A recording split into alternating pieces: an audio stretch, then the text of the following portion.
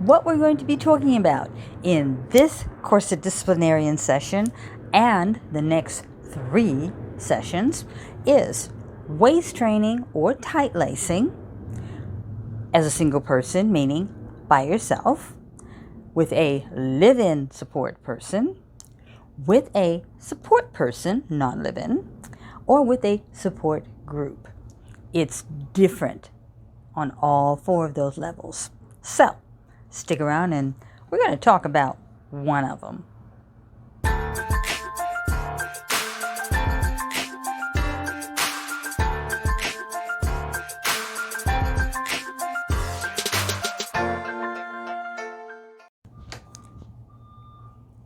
So to talk about the solo waist trainer, which is basically what I was for the entire 5 to 6 years that it took me to reach my goal. I take it 3 to 4 years. It took me to reach my goal. I was alone. There was no one for me to talk to. There was no one that I had as my support person. I had a friend or two that knew I was waist training, kind of understood kind of how important it was to me, but they really were not the kind of support that one would really like to have when you're going through this area of body modification. And it's not that you need people to pat you on the back or say rah rah, but when you're the solo, it is hard to stay motivated. It is hard to stay disciplined. It takes a special breed.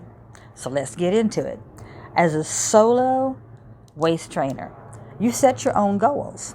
You control your own laces 24/7. You decide when and when not to get in and out of your corset. You set your routine. All right, with that said, now you got to follow it. When I started, there was no routine. I just wanted to stay in it. Yes, I did. Which is stupid. Yeah, it really was. You have to have a goal. Unfortunately, going online and trying to find information, this was during the phase of everybody wanting to have an 18-inch waist. And they kind of really didn't go into how you accomplish that. It looked good. I loved watching people in corsets, but the solo waist trainer, you really have to have some scones, be you male or female, because there are times when either you're going to go too far into it or you're going to be too lax in it. So just giving some guidelines here for the solo waist trainer. Don't overdo it. And your worst enemy is yourself. And what you want to make sure that you do is that you don't do anything that physically harms you. You want to stay mentally stable, but at the same time you want to enjoy it.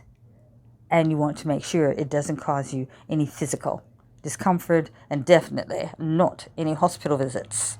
So when you first start, of course, it is your new corset. You're going to be in it for a couple of hours. You're going to just have it snug. It may take you a week. You may decide you want to make it a little more snug. You may decide that, okay, I'm going to wear it 8-10 hours. We'll say 8 hours, like at work, if you can stealth. We'll say 8 hours. You're going to keep it where it is just snug. And then you slowly move into a little more here and a little more here. As you start to begin to reach your goals, then it becomes a thing of when you start overdoing it just a little bit. That can be good, but the one thing you don't want to do is hurt yourself. And what that does is it stops everything. It is the train wreck you don't want to have. You don't want to go so fast, so tight, which I almost broke a rib because I was just going, I want to get into this. Oh, I know that I could go a little more. I'm almost closed. But it was also, I didn't have the right type of corset. And when I tried to go that little extra, yes, I damaged the rib, but enough where it healed. It wasn't a crack. It wasn't a fracture. But it was enough to wake me up to the fact that maybe it's time to have a new corset. As a solo person, I would tell you, as your body changes, as you start to reach your goal, it's going to change. Sometimes that means that corset has to change. So don't really think that you're going to go from here to here and wear the same corset over the course of 1 or 2 years. You might wear the same corset for 6 to 8 months. And then the body, you start feeling where your body needs to yin or yang, or pull up a little more on one side, pull down on the back. You may want to try a different style. Go for it. That's it. The solo waist trainer really has to look at the fact that you are your own disciplinarian. You got to stick with it, but you also have to listen to your body. You've got to not go with the hype, and it's hard to not go with the hype because you're so into it.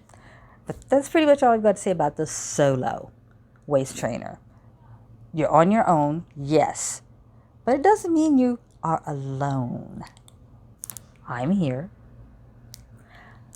And there are support groups out there. We will talk about support groups in another session. Our next session, we're going to be talking about your waist trainers who have your 24/7 support.